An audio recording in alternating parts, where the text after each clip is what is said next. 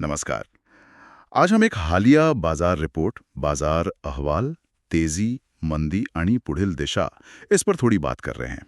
हाँ, इसमें पिछले कुछ दिनों में बाजार में जो उतार-चढ़ाव हुए हैं और आगे क्या हो सकता है, उस पर नजर डाली गई है। तो मतलब हमारा मकसद यहाँ पर सीधा सा है, इस रिपोर्ट से ये समझना कि भाई बाजार में चल क्या रहा है, क्यों चल रहा है और वो कौन सी खास बातें हैं जिन पर हमें ध्यान देना चाहिए। बिल्कुल।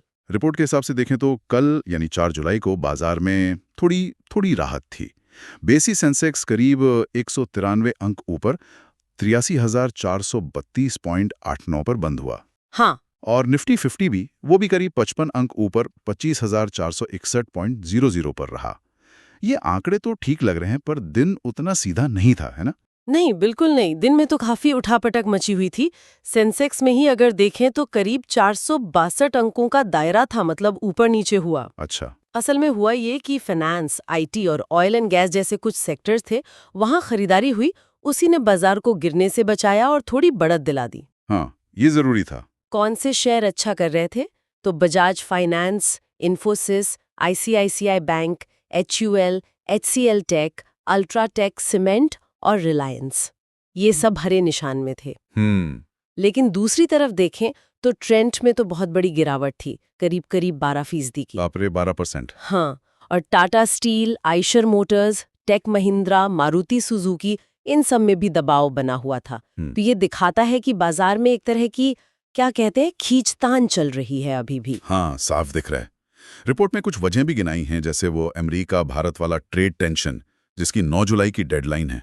हाँ, वो तो है ही। फिर सेबी की जेन स्ट्रीट पर कार्रवाई और ग्लोबल मार्केट, खासकर अमेरिका से मिले जुले इशारे।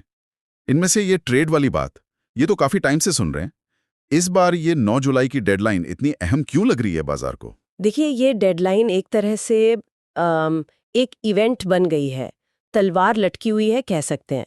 किसी को ठीक से पता नहीं है कि होगा क्या। क्या नए टैरिफ लगेंगे या कोई बात बन जाएगी? ये जो अनिश्चितता है ना, यही निवेशकों को परेशान कर रही है। अच्छा। और दिलचस्प बात यह है कि इसी टेंशन के बीच आप देखिए, 4 जुलाई को फाइनेंस और आईटी जैसे सेक्टर जो घरेलू इकोनॉमी पे ज्यादा निर्भर करते हैं, वो मजबूत हुए। हाँ, ये मैंने भी नोटिस किया। जबकि मेटल और ऑटो जैसे सेक्टर जो ग्लोबल ट्रेड से ज्यादा जुड़े हैं, वो थोड़े कमजोर दिखे। तो ये शायद दिखाता है कि निवेशक थोड़ा सुरक्षित खेलने की कोशिश कर रहे हैं। समझ गया। अगर पूरे हफ्ते की तस्वीर देखें, जैसा रिपोर्ट में बताया है, तो 3 जुलाई को सेंसेक्स लगभग 83,239 के आसपास था। हाँ, नीचे गया था। और फिर 4 तारीख को सुधरकर 83,432 पर बंद हुआ। निफ्टी भी वैसे ही 25,405 के करीब से 25,461 तक पहुंचा। मतलब हफ्ते के बीच में गिरावट हुई और फिर शुक्रवार को कुछ वापसी हुई। सही कहा। हफ्ते की शुरुआत और बीच में काफी दबाव था, इसमें कोई शक नहीं। लेकिन शुक्रवार को जो थोड़ी रिकवरी आई, उसने साप्ताहिक क्लोजिंग को थोड़ा बेहतर बना दिया, नहीं तो तस्वीर और खराब दिखती। बिल्कुल। तो अब आगे क्या? सोमवार को जब बाजार खुलेगा और अगले पूरे हफ्ते में किन चीजों पर नजर रखनी होगी?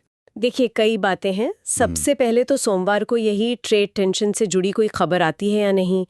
कुछ नए आईपीओ भी आ रहे हैं, उन पर नजर रहेगी। अच्छा, आईपीओ भी है? हाँ, और ग्लोबल मार्केट का मूड कैसा रहता है, खासकर अमेरिकी बाजारों का। फिर मंगलवार 9 जुलाई, वो अमेरिका भारत टैरिफ वाला दिन, जो भी नतीजा आता है वो बाजार के लिए बहुत बड़ा ट्रिगर हो सकता है। हाँ, वो तो है। उसके अलावा अब कंपनियों के पहली तिमाही के नतीजे आने शुरू हो जाएंगे। हाँ, रिजल्ट सीजन। बिल्कुल। आरबीआई और सेबी की तरफ से कोई घोषणा होती है या नहीं, अमेरिका में जॉब डेटा कैसा आता है और फेडरल रिजर्व ब्याज दरों पर क्या रुख अपनाता है, ये सब चीजें मिलकर अगले हफ्ते बाजार की चाल तय करेंगी। काफी कुछ है देखने को।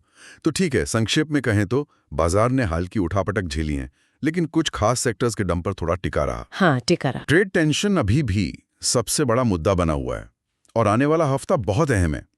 9 जुलाई की डेडलाइन, कंपनियों के तिमाही नतीजे और ग्लोबल संकेत, ये सब मिलकर ही दिशा तय करेंगे।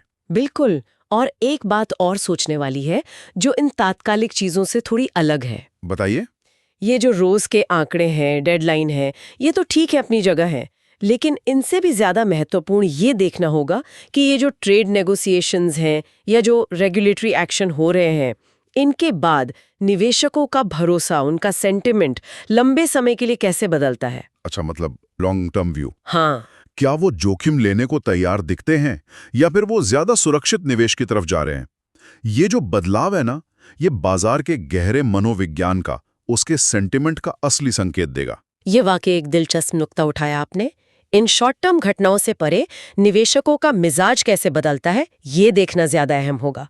बहुत बहुत शुक्रिया आज इस विश्लेषण के लिए। शुक्रिया।